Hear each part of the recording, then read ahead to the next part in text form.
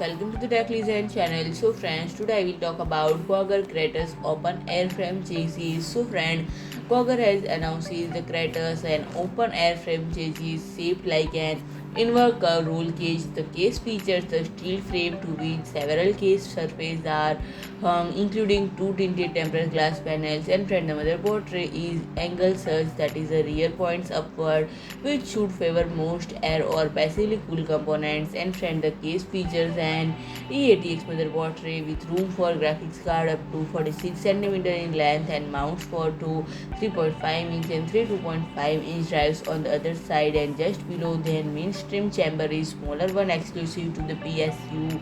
And friend, the cooling option include the two 360 radiator mounts, one along the top and one along the motherboard tray itself, and a 240 mounts along the front. And friend, the top of the three mounts can also hold 280 radiators. And friend, the front panel connectivity include USB 3.1 Type C, 4 USB 3.1 Type A, 4-pole headset jack, and a button to cycle among the preset of an included ARGB controller. And friend, the case measures 283 into 636 into 635. So friend, if you like my video, please do like, share and comment, and don't forget to subscribe my channel and press the bell icon.